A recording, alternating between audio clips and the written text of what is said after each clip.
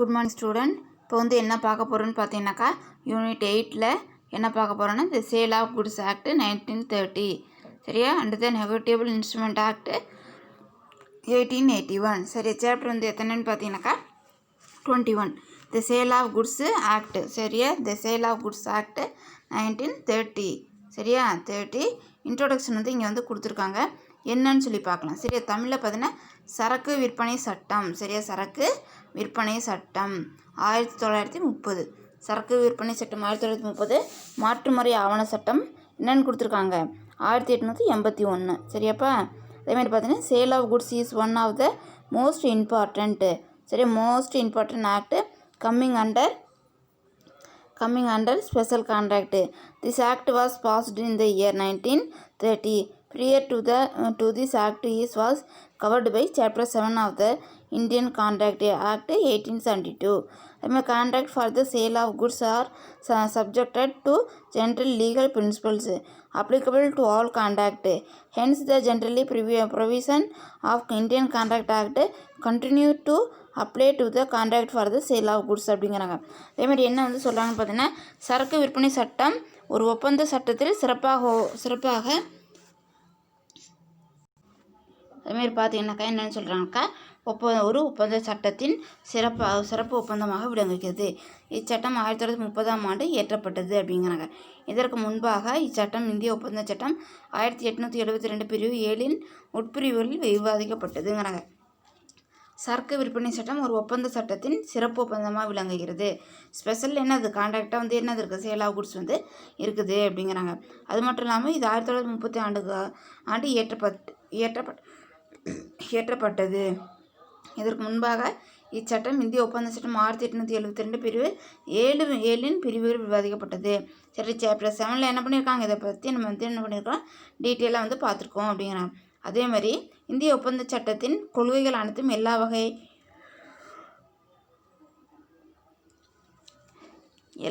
வகை சிறப்பு ஒப்பந்தத்திற்கும் பொருந்தும் சரி. அதேமாதிரி இந்த கான்ட்ராக்ட் ஆக்டில் இருக்கிற பாலிசி எல்லாமே என்ன ஆகும், பிரின்சிபல்ஸு பாலிசி எல்லாம்னா இதுக்கு அப்ளிகபிள் ஆகும் ஒரு சப்ஜெக்ட்டுக்கு அப்படிங்கிறாங்க. என்ன சரக்கு விற்பனை சட்டத்தின் அடிப்படை ஒப்பந்த சட்டத்தின் அடிப்படை கொள்கைகளை ஒட்டியதாகவே விளங்குகிறது. அதேமாதிரி இந்த சேல் ஆஃப் கான்ட்ராக்ட் எப்படி இருக்குதுன்னு சொல்லி பார்த்தீங்கன்னாக்கா என்ன பண்ணுறோம், அந்த கான்ட்ராக்ட் ஆக்டுக்கு ஏற்ற மாதிரி என்ன இருக்குதுன்னு சொல்லி பார்த்தீங்கன்னாக்கா அது இருக்குது அப்படிங்கிறாங்க. நெக்ஸ்ட்டு பார்த்தீங்கன்னாக்கா formation of contract of sale சரியா, formation of contract of sale, contract of sales of goods சரியா. Contract of sales of goods is a contract whereby the seller transfer or agree to transfer the property ownership of the goods to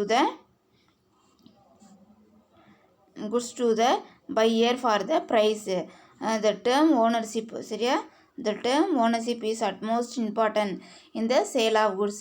Student have to understand that sales means selling the ownership of the goods to the buyer for a price. Besides transferring the physical possession of the goods, mere possession of the goods does not entitle a person to ownership. Similarly, purchases means buying the ownership of the goods from the seller for a price. The term ownership or property confer on the buyer and the absolute freedom to dispose of the asset in any way as they like. Buyer has unlimited right of the property purchase against the whole world.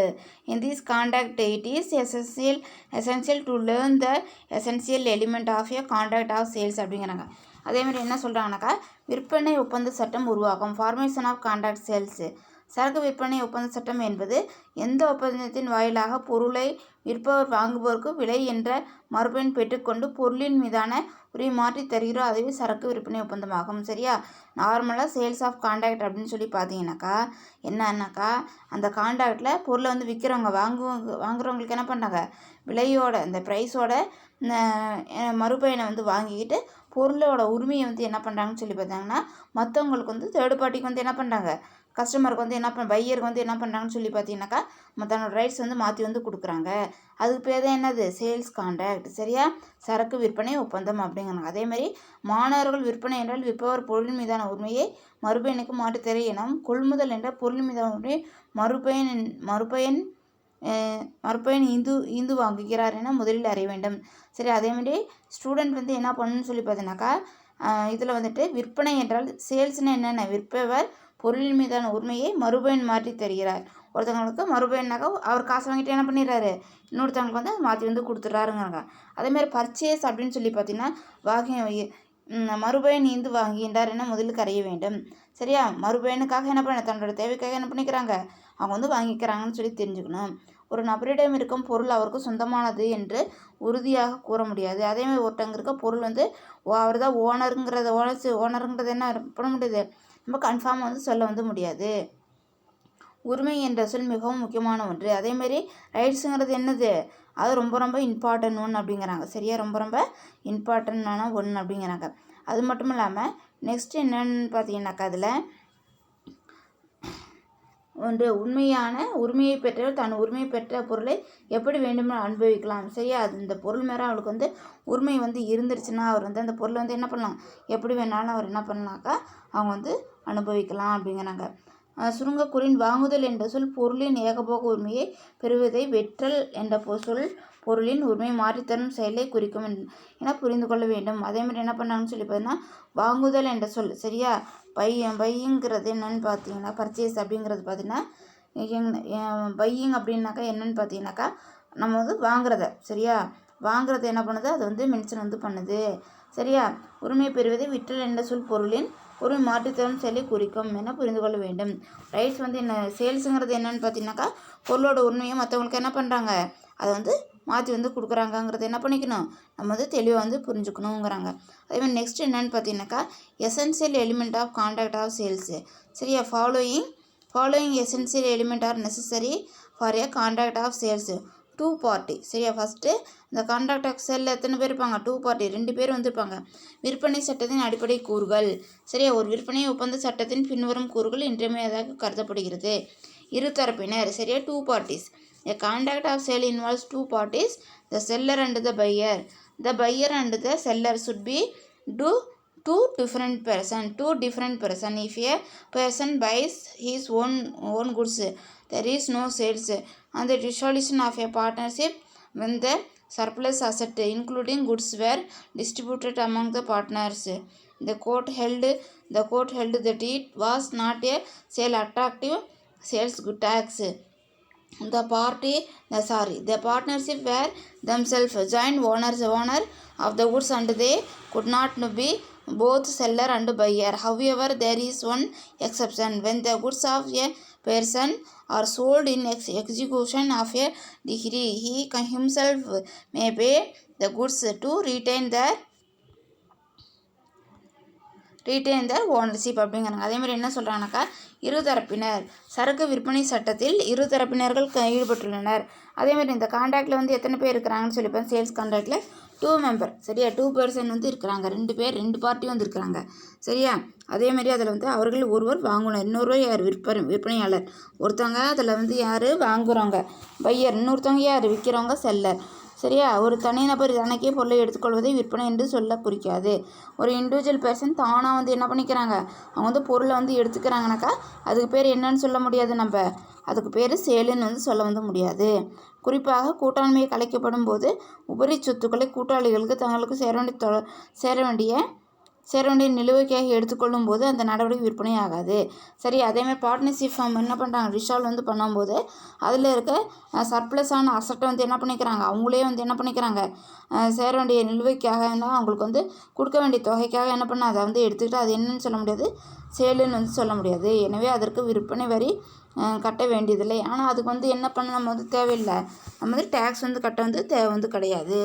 அதே மாதிரி next என்னன்னு சொல்லி பார்த்தீங்கன்னாக்கா காரணம் கூட்டாளிகள் அனைவரும் இணை உரிமையாளர்கள். இதில் வந்து என்ன ஜாயின் ஓனர்ஷிப். சரியா? எனவே உரிமை படைத்தவன் தானே தனக்கு உரிமையை மாற்றிக்கொள்ள முடியும். ரைட்ஸ் இருக்கவங்க தான் என்ன பண்ண முடியும், தனக்கு ரைட்ஸ் வந்து மாற்றிக்க வந்து முடியும். நீதிமன்ற ஆணையை மதித்து சொத்தாட்சி அலுவலர் ஒரு நபரின் சொத்துக்களை ஏலம் விடும்போது பொருளின் உரிமையாளர் பொருளை ஏலத்தில் எடுக்கலாம். சரியா? கோர்ட் ஆர்டர் பிரகாரம் என்ன பண்ணுறாங்கன்னு சொல்லி பார்த்தீங்கன்னாக்கா, ஜட்ஜ்மெண்ட் வந்து சொல்லும் போது அவங்க வந்து என்ன பண்ணியிருக்காங்க, ஏதோ ஒரு வழியில் வந்து அதை வந்து சொத்துக்கள் வந்து என்ன பண்ணுங்க ஏலம் விடுறாங்கன்னு சொல்லுவாங்க. அந்த ஏலம் விடும்போது என்ன பண்ணிக்கலாம், பொருளோட உரிமையை வந்து என்ன பண்ணிக்கலாம், இன்னொருத்தவங்களுக்கு என்ன பண்ணிக்கலாம், நம்ம வந்து அதை வந்து மாற்றி வந்து கொடுத்துக்கலாம். சரியா? அதேமாதிரி செகண்ட் பார்த்தீங்கன்னா ட்ரான்ஸ்ஃபர் ஆஃப் ப்ராப்பர்ட்டி. சரியா? Transfer of property. Transfer prior to consist sale, the seller must transfer or agree to transfer the ownership in the goods to the buyer. Mere transfer of possession does not amount to sale அப்படிங்கிறாங்க. விற்பனை என்று அழைக்க விற்பவர் பொருளின் மீதான உரிமையை வாங்குபவருக்கு மறுபயன் பெற்றுக்கொண்டு மாற்றித்தர வேண்டும். சரியா? விற்பனை என்று அழைக்க சேல் அப்படின்னு சொல்கிறதுக்கு நம்ம கன்சிஸ்ட் வந்து பண்ணுறதுக்கு என்ன பண்ணணும்னு பார்த்தீங்கன்னாக்கா, அந்த விற்பவர் வந்து செல்லர் வந்து என்ன பண்ணணும், குட்ஸை வந்து ட்ரான்ஸ்ஃபர் வந்து பண்ணி கொடுக்கணும். உரிமையை வந்து என்ன பண்ணி இன்னொருத்தவங்களுக்கு அவங்க வந்து மாற்றி வந்து கொடுக்கணும் அப்படிங்கிறாங்க. அதே மாதிரி பொருளின் உடைமையை மாற்றுவது என்ற செயல் விற்பனை ஆகாது. சரியா? குட்ஸை வந்து என்ன பண்ணுறோம், நம்ம வந்து ட்ரான்ஸ்ஃபர் வந்து பண்ணுறோங்கிறது அது என்ன ஆகாதுன்னு பார்த்தீங்கன்னாக்கா சேல் வந்து ஆகாது அப்படிங்கிறாங்க. Next goods. சரியா? குட்ஸுன்னு சொல்லி பார்த்தீங்கன்னா சரக்கு என்ற சொல் பணம் அசையா சொத்து மற்றும் உரிமைக்கோர் சரக்கில் அடங்காது. சரக்கு என்ற சொல்லில் பணம், அசையா சொத்துக்கள் மற்றும் உரிமைக்கோர் போன்றவை அடங்காது. மேலும் சரக்கில் அனைத்து அசையும் சொத்துக்கள், பங்குகள், பயிர்கள் மற்றும் கண்ணுக்கு புலனாக இனங்களான நற்பெயர், காப்புரிமை, பதிப்புரிமை, வணிக குறிகள், வியாபார சூத்திரங்கள் போன்றவையில் உள்ளடங்கும். சரியா? இதுதான் குட்ஸு. சரியா? அது subject matter of contract of sales must be என்னது குட்ஸு. சரக்கு என்ற சொல் எதில் வந்து அடங்காது, அசையா சொத்து மற்றும் உரிமைக்கோர் சரக்கில் அடங்காது. சரியாப்பா? அப்படிங்கிறது என்னதில் வந்து இன்க்ளூடிங் எதில் வந்து இதாகாதுன்னு பார்த்தீங்கன்னாக்கா எக்ஸ்க்ளூடிங். சரி? Exclude money. சரியா? சரக்கு என்ற சொல் பணம், money, actionable claim and immovable property. சரியா? அதில் வந்து என்ன ஆகாது, அடங்காது அப்படிங்கிறாங்க. அதேமாதிரி the term goods including every kind of movable property, stock, shares, growing crops extra. இதில் வந்து என்ன ஆகும்னு பார்த்தீங்கன்னாக்கா என்ன ஆகும், இதிலெல்லாம் வந்து அடங்கும் அப்படிங்கிறாங்க. Goodwill, trademark, copyrights, patent right extra are also recorded as goods. சரியா? இதெல்லாம் என்ன ஆகும்னு பார்த்தீங்கன்னாக்கா இதில் வந்து அடங்கும் அப்படிங்கிறாங்க. நெக்ஸ்ட்டு பார்த்தீங்கன்னா ப்ரைஸ். சரியா? The monetary consideration for the goods sold is called price. If goods are exchanged for goods it is only barter and not a sale. But if goods are sold partly for goods and partly for money, the contract is one of sales. சரியா? அதேமாதிரி பொருளின் விற்பனைக்கு மறுபயனே விலையாகும். சரியா? அதேமாதிரி என்ன பண்ணுறாங்கன்னு சொல்லி பார்த்தீங்கன்னா மானிட்டர் வந்து கன்சிடர் வந்து பண்ணுறதுக்கு நம்ம வந்து எதை தான் நம்ம வந்து இதை தான் பார்க்குறோம், மறுபயனா கன்சிடரேஷன் வந்து பண்ணுறோம். குட்ஸோட மானிட்டருக்கு வந்து எது வந்து பண்ணால் ப்ரைஸை தான் நம்ம என்ன பண்ணிக்கிறோம், அதை வந்து பார்க்குறோம். பொருளுக்கு மாற்றாக பரிமாற்றம் செய்து கொள்வது விளையாது. பொருளுக்கு என்ன மாற்றாக ட்ரான்ஸ்ஃபராக என்ன பார்டர் சிஸ்டம் மாதிரி என்ன பண்ணிக்கிறோம், எக்ஸ்சேஞ்ச் வந்து பண்ணிக்கிறோம்னாக்கா அது வந்து சேல் வந்து ஆகாது. சரியா? அதே மாதிரி நம்ம ஒரு பொருள் வாங்குறோன்னா அதுக்கு உண்டான ப்ரைஸ் வந்து கொடுத்துருணும், அதுக்கு பேர் தான் என்னது, சேல். சரியா? ஒரு பொருளுக்கு மாட்டால் இன்னொரு பொருள் என்னது பரிமாற்றம் வந்து செய்யக்கூடாது, பார்டர் சிஸ்டம் வந்து யூஸ் பண்ணக்கூடாது, அதுக்கு பேர் வந்து கிடையாது, சேல் வந்து கிடையாது. சேல்னாக்க ப்ரைஸை வந்து மென்ஷன் வந்து பண்ணுறது. சரியா? அதேமாதிரி மீத பகுதியாக விலைக்குமே மாற்றிக்கொள்ளும் போது விலைக்கு மாற்றிய பகுதி மட்டும் விற்பனை நடவடிக்கை. ஒன்லி பார்ட் வந்து sold partly for goods and partly for money, the contract is one of the sale. பாதி வந்து என்ன பண்ணிக்கிறாங்க, பாதியை வந்து சும்மா கொடுத்துட்டு மீதி பாதிக்கு அமௌண்ட் வந்து கொடுத்ததுக்கு மட்டும் பாட்டிலேயே மட்டும்தான் என்னென்னு நம்ம எடுத்துக்க முடியும், சேலை வந்து கன்சிடர் வந்து பண்ண முடியும். அதேமாதிரி நெக்ஸ்ட் என்னன்னு சொல்லி பார்த்தீங்கன்னாக்கா அதில் includes both sale and agreement to sell. சரியா?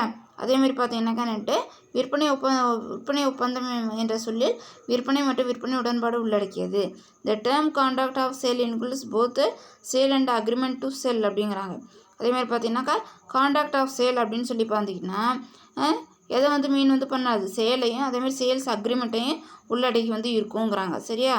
A term contract of sale include both sale and agreement to sell. சரியா?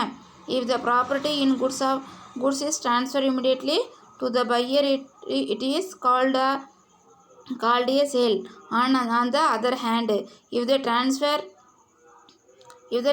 of property takes place at a future date or an fulfillment of certain condition, it is called an agreement to sell அப்படிங்கிறாங்க. அதேமாதிரி பார்த்தீங்கன்னா உள்ளடக்கியது பொருளின் உரிமையை உடனே மாற்றிவிடக்கூடிய நடவடிக்கைகள் விற்பனை என்றும், அதேமாதிரி உரிமையை எதிர்காலத்தில் மாற்றும் நடவடிக்கையை விற்பனை உடன்பாடு நடவடிக்கை எனும் பொருள்படும். சரியா? இப்போ பொருள் உடனே என்ன பண்ணிடுறோம், அட் அ டைமில் உடனே அந்த செகண்ட்லேயே என்ன பண்ணிடுறோன்னு சொல்லி பார்த்தீங்கன்னாக்கா ட்ரான்ஸ்ஃபர் பண்ணால் அதுக்கு பேர் என்ன, சேலு. ஃப்யூச்சரில் பண்ணக்கூடியதாக இருந்தாலும் என்ன, அதுக்கு பேர் என்னது, அக்ரிமெண்ட் டு செல். சரியா? உடன்படிக்கை நடவடிக்கை அப்படின்னு சொல்கிறாங்க. சரியாப்பா? Include both sale and agreement to sell. சரியா?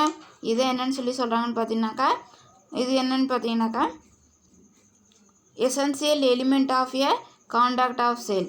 சரி, அதில் 5 பாயிண்ட் கொடுத்துருக்காங்க. அடுத்தது பார்த்தீங்கன்னாக்கா என்னென்னு சொல்லி நெக்ஸ்ட் ஒன்று